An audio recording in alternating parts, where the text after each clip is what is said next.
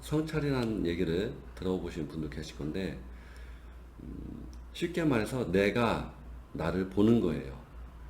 내가 나를 제3자의 시선으로 보는 그런 시각, 의식을 키우는 것, 그러한 생각을 하는 것을 자아성찰이라고 하는 것인데, 최대한 나를 제3자의 시선으로 나를 볼 줄 알아야 내가 어떤 것을 정화를 해야 할지를 알 수가 있고, 그렇게 또 나를 3자로 봐야 내가 무엇이 부족하고 무엇을 배워야 할지를 알 수가 있단 말이죠. 보통 우리가 살면서 일반적인 사람들은 항상 일반적인 시선이 바깥을 향하고 있어요.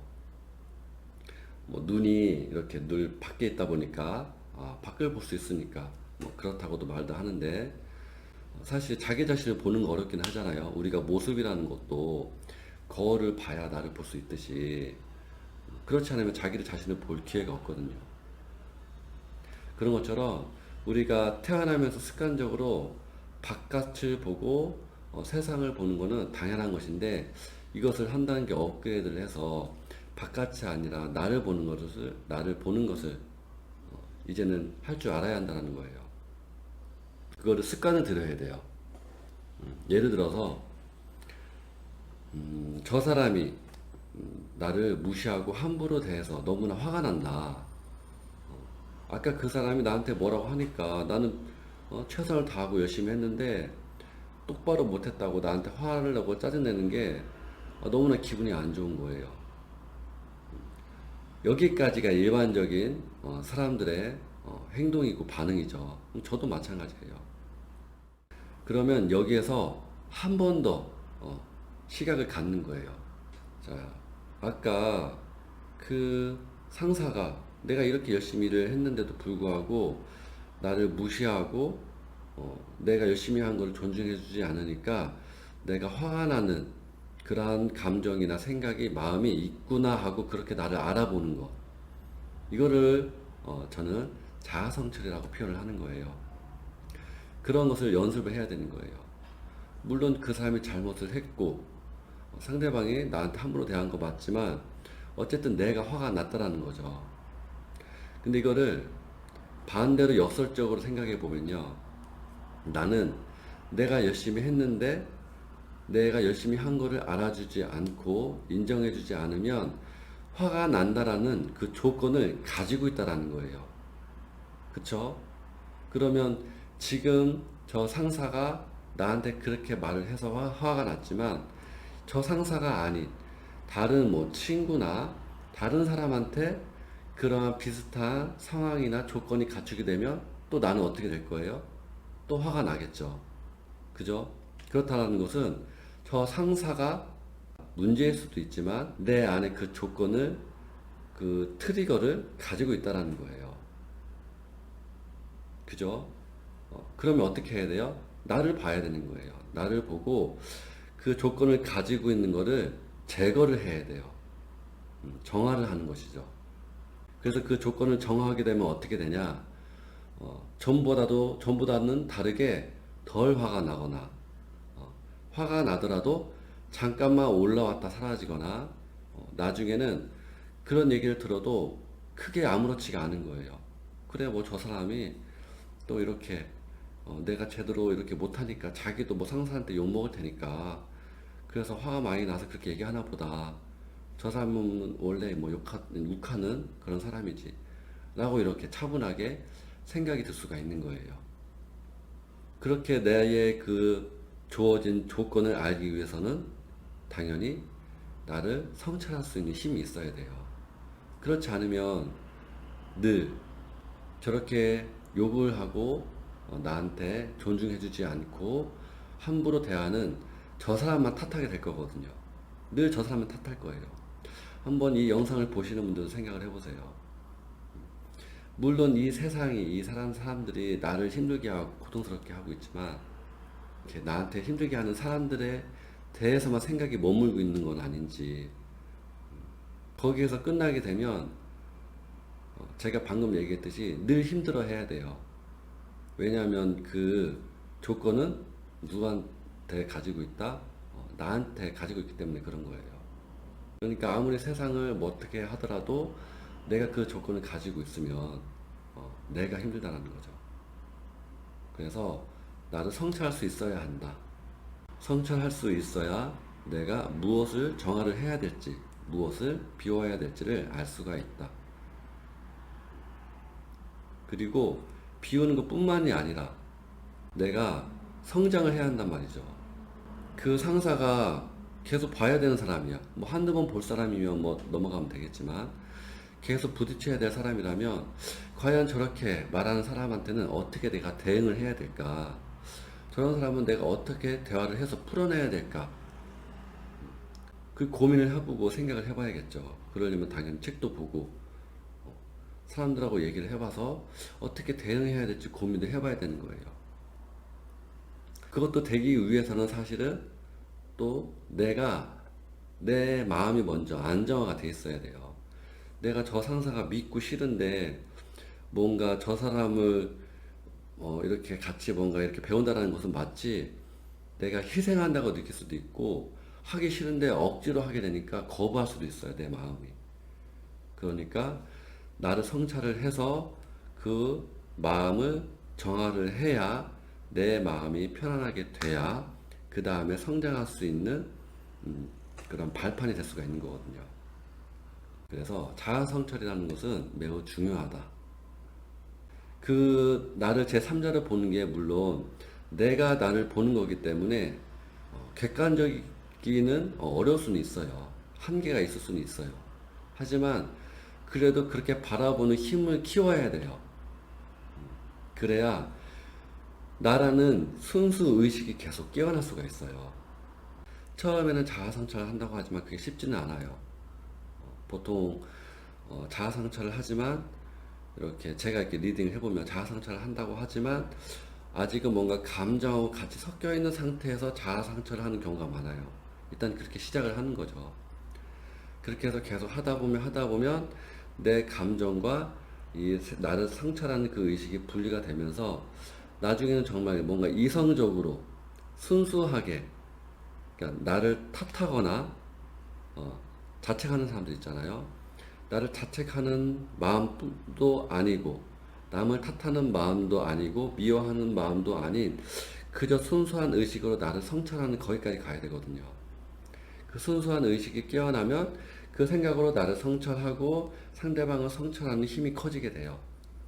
그러면서 내 순수한 의식이 깨어나는 거예요. 그러한 큰 역할도 있어요. 그런 의미가 있고. 자, 성찰을 할 때 조심해야 될 부분이 있어요.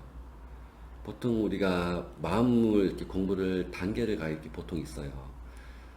보통 일반적으로 처음에는 남 탓을 많이 하게 돼요. 쟤 때문이야. 저 사람이 그렇게 했어. 저 사람 때문에 상처를 받았어. 이렇게 시작을 해요. 보통 일반적으로 그렇게 하죠. 그 다음 단계를 뭘 하게 되냐면 이제 내 탓을 하는 경우가 있어요. 그럼 저 사람 때문이 아니라며? 그럼 내가 문제인가? 그럼 나 때문이네. 내가 부족해서 그러네. 이렇게 하게 되면서 내 탓을 하게 돼요. 보통 이게 탓을 하는 게 습관이 돼서 그런 건데 그렇게 되면 뭐가 돼요? 자책을 하게 돼요. 이렇게 하시는 분들이 성찰을 하게 되면 착각할 수가 있는 게 나를 보기는 하지만 내 탓을 하면서 나를 보기 때문에 그것은 성찰이라고 할 수가 없어요. 그거는 자책이라고 해야 돼요. 제가 말하는 성찰을 할 때는 어떤 감정이 들어가 있어서는 안 돼요. 절대 감정이 들어가지 않아요. 제가 방금 전에도 순수한 의식이라고 했잖아요. 순수한 의식은 감정이 들어가 있지가 않아요. 순수한 의식은 그냥 있는 그대로 볼 수 있는 시각, 있는 그대로 볼 수 있는 마음을 얘기를 해요. 그러면 내가 잘못을 했다. 그러면 나를 성찰을 할 때, 나 때문이야. 내가 잘못했어. 이렇게 해서 나를 성찰하는 게 아니라, 이런 상황을 겪으니까 내가 왜 그렇게 생각을 했을까? 내가 왜 그렇게 대처를 했을까? 그 이유는 무엇일까? 이렇게 생각을 해야 되는 거예요. 그리고 자책을 늘 하시던 분들이 이제는 자아 성찰을 할 때는 어떻게 해야 하냐면 일단 이걸 먼저 해주면 좋아요.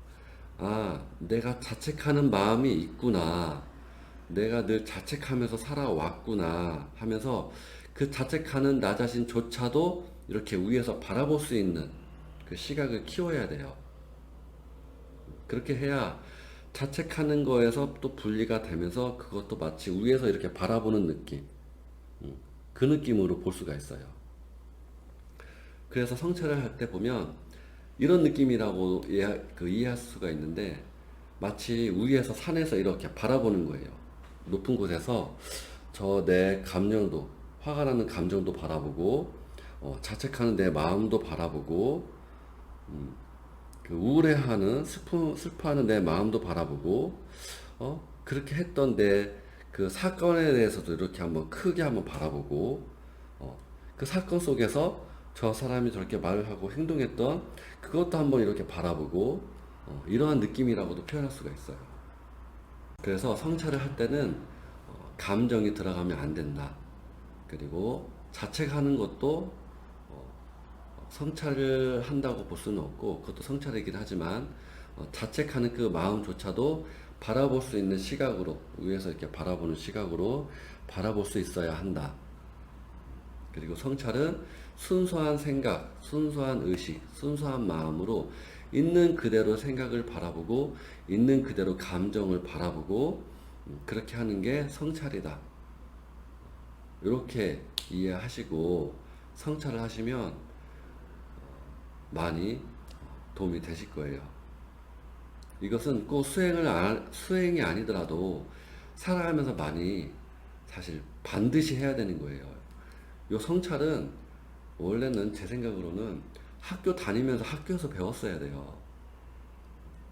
그 학교가 알려주지도 않고 부모님도 알려주지 않잖아요. 근데 이제부터 그거 하셔야 돼요.